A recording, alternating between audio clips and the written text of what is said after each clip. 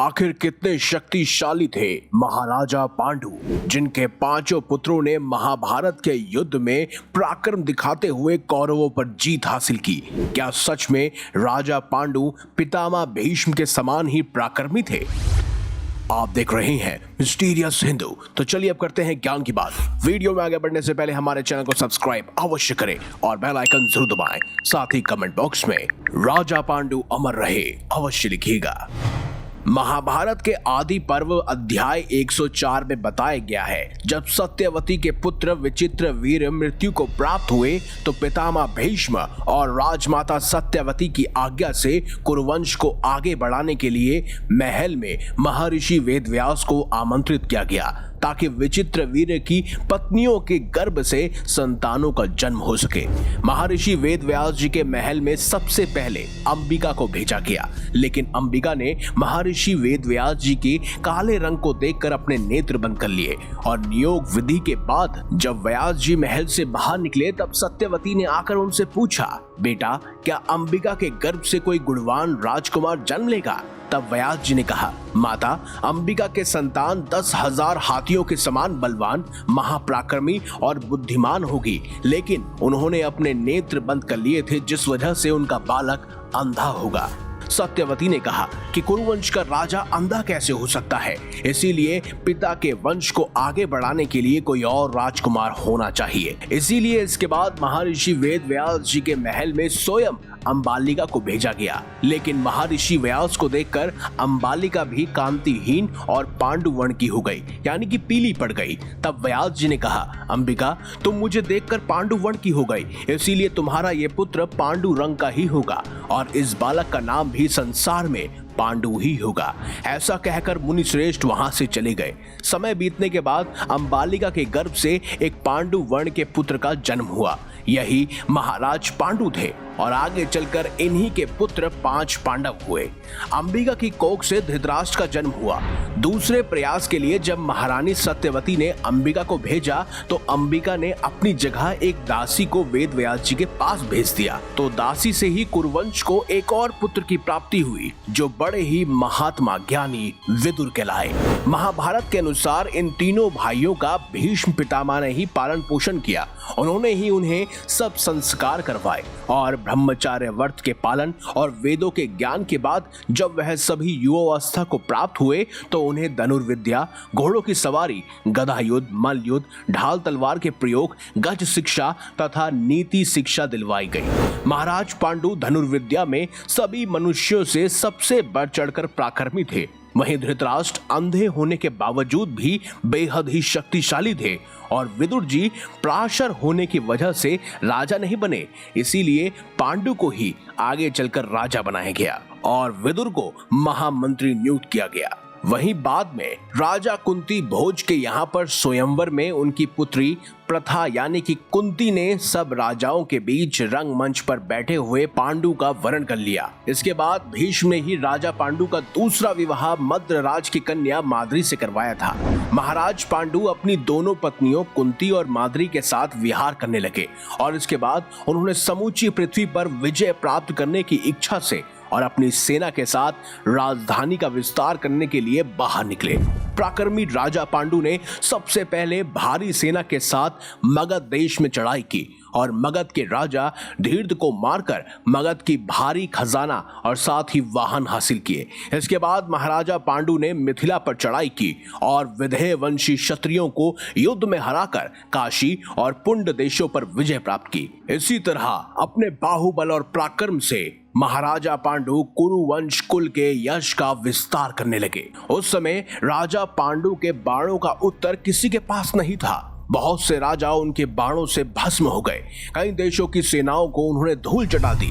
अब तो धरती पर उन्हें ही इंद्र की तरह सबसे बड़ा शूरवीर कहा जाने लगा। जहां एक तरफ भीष्म पितामह जैसे महावीर योद्धा से सभी कतराते थे, अब उसी सूची पर स्वयं पांडु का नाम भी शुमार हो गया था। सब लोग पांडु को भीष्म पितामह के समान ही मानने लगे थे और सभी तरफ से जीतकर महाराज पांडु अपने राष्ट्र के लोगों का हर्ष बढ़ाते हुए दोबारा हस्तिनापुर चले गए। महाराजा शांतनु और भरत की कीर्ति कथा और हस्तिनापुर की महानता भी महाराज पांडु की वजह से दोबारा बढ़ने लगी। महाराज पांडु से पहले जितने भी राजाओं ने कुरुदेश का धन लिया था और कुरुदेश पर आक्रमण किया था, महाराज पांडु ने उन सभी से कर वसूलना शुरू कर दिया।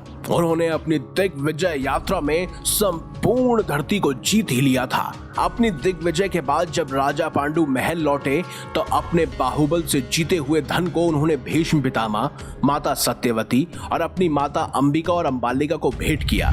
राजा पांडु अब कुंती और माद्री के साथ प्रेम से वन में रहकर शिकार खेला करते थे। एक बार राजा पांडु ने वन में विचरण करते हुए हिरण के एक जोड़े को देखा। उसे देखते ही राजा पांडु ने तीखे बाणों से उस मृगी और मृग को मार दिया। लेकिन हिरण का वह जोड़ा वास्तव में एक महान तेजस्वी ऋषि पुत्र और उनकी पत्नी थे, जो हिरण के रूप में समागम कर रहे थे। उन्होंने राजा पांडु को श्राप दिया, हे नरश्रेष्ठ, मुझ निरपराध को मारकर तुमने जो पाप कमाया है, तुम्हें इसका फल भोगना ही पड़ेगा। इसीलिए मैं तुम्हें श्राप देता हूं कि अब जब भी तुम काम से मोहित होकर अपनी प्यारी पत्नियों के साथ समागम करने लगोगे तो तुम्हारी भी मृत्यु हो जाएगी। पांडु को यह श्राप देकर हिरण का वह जोड़ा मृत्यु को प्राप्त हुआ। लेकिन इस घटना के बाद राजा पांडु का जीवन दुख से भर गया। उन्होंने मोक्ष के रास्ते पर चलने की प्रतिज्ञा ली। उन्होंने कहा कि मैं अब संतान पैदा नहीं कर सकता, इसीलिए अब गृहस्थाश्रम में मेरे लिए कोई जगह नहीं है, इसीलिए मैं अब संन्यास लूंगा। ऐसा कहकर उन्होंने अपनी दोनों पत्नियों कुंती और माद्री से कहा, देवियों, तुम दोनों हस्तिनापुर को लौट जाओ। वहां सबको कहना कि राजा पांडु सन्यासी होकर वन में चले गए हैं। अपनी पति की ये बात सुनकर कुंती और माद्री ने राजा पांडु से कहा, स्वामी, आप अपनी पत्नियों के साथ रहकर भी भारी तपस्या कर सकते हैं। हम दोनों काम सुख का परित्याग कर आपके साथ भारी तपस्या करेंगी। ऐसा विचार करके वह तीनों शतशृंग पर्वत पर जा पहुंचे और तपस्या करने लगे। एक बार राजा पांडव कुंती से बोले, देवी, मैं तो संतान पैदा नहीं कर सकता, इसीलिए तुम और माद्री मेरी आज्ञा से श्रेष्ठ पुरुषों के साथ जाओ और उनसे संतान प्राप्त करो। यह कहकर कुंती ने कहा कि महाराज, एक पति होकर आप मुझसे ऐसी बात कह रहे हैं। मैं आपके सिवा किसी और पुरुष के साथ समागम का विचार भी नहीं मन में ला सकती। इतना कहकर कुंती ने महर्षि दुर्वासा के दिए हुए चमत्कारी मंत्र के बारे में राजा पांडु को बताया। ये वही मंत्र था जो उन्हें स्वयं महर्षि दुर्वासा ने उनकी भक्ति और तपस्या से प्रसन्न होकर कुंती को दिया था। याद रखिएगा दोस्तों, यहीं पर सबसे पहले मंत्र से ही उन्होंने कर्ण को प्राप्त किया था और लोग लाज के डर से कर्ण को स्वयं नदी में प्रवाह कर दिया था। तब कुंती ने इस मंत्र शक्ति के बारे में उन्हें बताते हुए कहा कि इस मंत्र की शक्ति से हम किसी भी देवता का आह्वान करके उनसे उन्हीं के मानस पुत्र प्राप्त कर सकते हैं। इसके बाद राजा पांडु की आज्ञा से कुंती ने यमदेव, इंद्र और वरुण देव का आह्वान करके युधिष्ठिर, भीम और अर्जुन को प्राप्त किया। क्योंकि माद्री की भी कोई संतान नहीं है, इसीलिए उसकी उदासीनता को खत्म करने के लिए कुंती ने माद्री को भी वही मंत्र दिया। उस मंत्र से माद्री ने अश्विनी कुमारों का आह्वान कर नकुल और सहदेव नाम के 2 पुत्रों को प्राप्त किया। महाराज पांडु अपनी दोनों पत्नियों कुंती, माद्री और 5 पुत्रों के साथ वन में ही विहार करने लगे और इसी तरह 14 वर्ष बीत गए। एक बार कुंती ब्राह्मणों को भोजन करा रही थी और उन्हें महाराज पांडु का ध्यान ही नहीं रहा। उस समय महाराज पांडु के मन में काम वासना की अग्नि जल रही थी और वह माद्री को अपने साथ बुलाकर ले गए।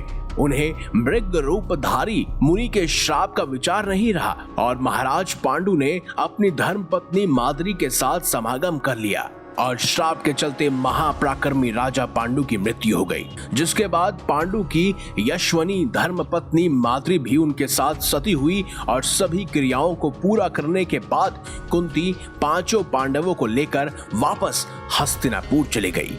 तो यही कथा थी कुरुवंश के श्रेष्ठ राजकुमार महाराज पांडु की, जो बेहद ही शक्तिशाली और पराक्रमी थे, जिन्होंने अपनी दिग्विजय यात्रा में स्वयं मगध जैसे कई शक्तिशाली देशों को पूरी तरह से हरा दिया था, जिन्हें धरती का भी इंद्र कहा जाने लगा था और जिनकी तुलना स्वयं भीष्म पितामह से की जाने लगी थी।